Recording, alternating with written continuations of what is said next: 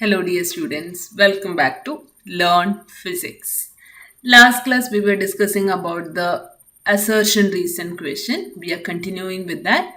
Here in this, the surface densities of two spherical conductors of different radii are equal. Then the electric field intensities near their surfaces are also equal. Reason is given, surface charge density is equal to charge per unit area. See, in assertion reason questions, I told you first you need to find out whether assertion is true or false, reason is true or false. That one we need to first find out first. Okay, whether assertion is true or false or reason is true or false, that one we are going to find out. This is assertion and this is reason, true or false. Surface charge densities of two spherical conductors of different radii are equal. Surface charge density representation is sigma. Sigma 1 is equal to sigma 2, it's given. Different radii. What is surface charge density? Charge per unit area, 4 pi r square. Right? So here Q1, this is R1. Here I can give it as Q2 divided by 4 pi R2 square. 4 pi and 4 pi will get cancelled. So we can write it as Q1 by R1 square equals Q2 divided by R2 square. Now, then the electric field intensities near the surfaces are also equal. Electric field intensity means E1. E equals 1 by 4 pi epsilon 0 Q1 divided by R1 square. And E2 equals 1 by 4 pi epsilon 0 Q2 divided by R2 square. So can we convert this Q2 divided by R2 square as Q1 by R1 square? Because both are equal, right? So I can convert it as 1 by 4 pi epsilon 0 into Q1 by R1 square. Instead of Q2 by R2 square, I can give it as Q1 divided by R1 square. So here E2, I got the same value as E1. So here the assertion statement is true. Okay. Then next is reason. Surface charge density is equal to charge per unit area. That also true. Right. So both are true. Here they are telling about the surface density of two spherical charges. Here surface density. Here it is surface charge density. Whether it is the correct explanation? No, it is not the correct explanation, right? It is assertion and reasoner. Both the statements are correct, but the reason is not the correct explanation for assertion. So assertion and reason are true, but reason is not the correct explanation for assertion, not the explanation for the given assertion. Clear? Here, the next question. Assertion is given like the electric lines of forces diverge from a positive charge and converge at a negative charge. See here, if I am considering electric lines of forces diverge from a positive charge, electric lines of forces will be moving from positive to negative charge only, right? So this assertion is true. Then what about the reason? Charged particle free to move in an electric field always move along an electric line of force. Whether it is moving in the same force? No, it's not like that, right? A charged particle will be positive charge will be moving in a single charge means it will be moving in all the direction. So this is false. So here it is easy. That is assertion is true, reason is false. Okay, so assertion is true, reason is false. The statement is, it's a wrong statement.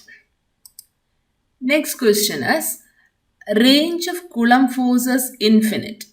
Reason, Coulomb force acts between two charged particles. So the first, range of Coulomb force is infinite. Yes, we know it is the Coulomb force is valid for 10 to the power minus 15 meter. That is for nuclear range. In Fermi, we can calculate that. And even for very large distance also, we can calculate that. So Coulomb force and or electric force. Coulomb force, that means it's an electric force, right? So that is valid for this infinite distance, very large distance also it's valid. But here, the assertion given as true here. Coulomb force acts between two charged particles. Yes, we know that F is equal to 1 by 4 pi epsilon 0 Q1 Q2 divided by R square. It is acting between two charged particles only. So that also true. So assertion given over here is true. Reason given also true. Now, range of Coulomb force is infinite because Coulomb force acts between two charged particles. Do they have any connection? So that statement is appearing. Is it appearing for you as a constant value? No, it's a true value, true question, true sentence. No, because it doesn't. Both the sentence are true, but they are not matching. One is not the explanation for the other one. So here you can write it as both assertion and reason are true, but reason is not the explanation for assertion. Not the explanation for assertion. Okay, this is about the clear right now how we will be doing this assertion reason type questions. Next question is assertion given as a small metal ball is suspended in a uniform electric field with an insulated thread. If high energy X-ray beam falls on the ball will be deflected in the electric field.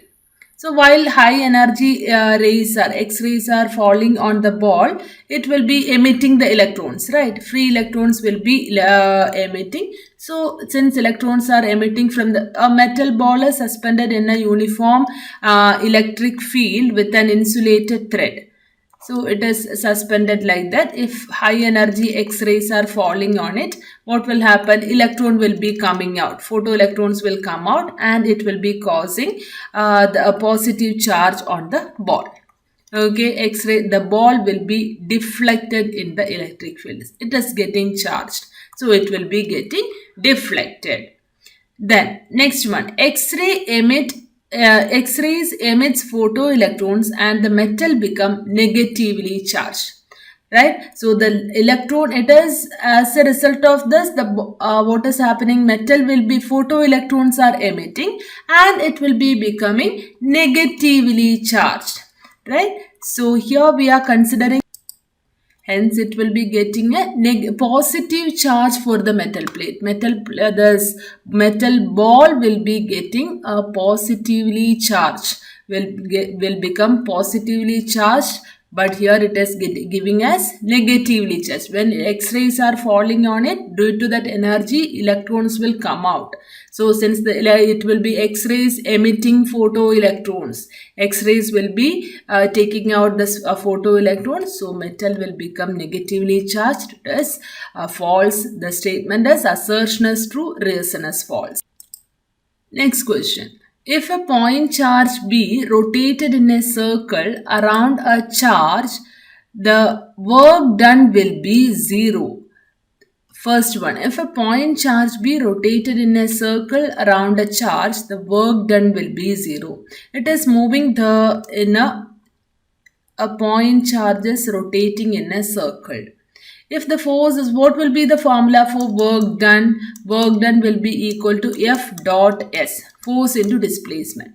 Force is acting towards the center, it is through the tangent. So it is 90 degree. So F dot S, Fs cos theta, cos 90 is 0. So here work done will be 0. That is correct only. True. Work done is equal to dot product of force and distance. That also correct only. So both assertion and reason are true. And will it be a correct explanation? Yes, that's what we did over here to find out the work done, right? So it is correct. It is the assertion and reason are true, and reason is the correct explanation for the given assertion. So that is correct only. Next question. Next one. No two electric lines of force can intersect each other. Yes, correct only. No two electric lines of force can intersect each other. That is, two electric lines of force cannot intersect each other, or we can say no two electric lines of force can intersect each other. That is correct. Reason: tangent at any point of electric lines of force gives the direction of electric field. Yes, why we are the explanation for the two electric field lines, why it is not crossing each other. If it is crossing each other, it can give two directions for the same point. Tangent of at any of electric lines of force gives the direction of electric field. So that tangent won't be having two directions, only one direction. This also correct. And reasoners, the correct explanation for the assertion. So both assertion and reason are true. Reasoners, the correct explanation for the given reason, given assertion. Okay. So next one is, sharper is the curvature of the spot on a charged body, lesser will be the surface charge density at that point. Sharper is the curvature of spot on a charged body, lesser will be the surface charge density at that point. So here it is surface charge of any surface of any charged body. What will be its potential? Its potential will be always same. Sharper is the curvature of the spot on the surface charge density at that point will be varying according to the sharpness it is given. No, it will be always uniformly distributed, so it won't be having any change whether it is sharper or if it is shape is not mattering over there. So the statement is wrong.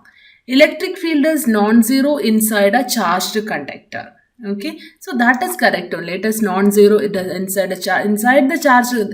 See, if the charge is distributed on the surface of the conductor, this electric field will be zero inside that.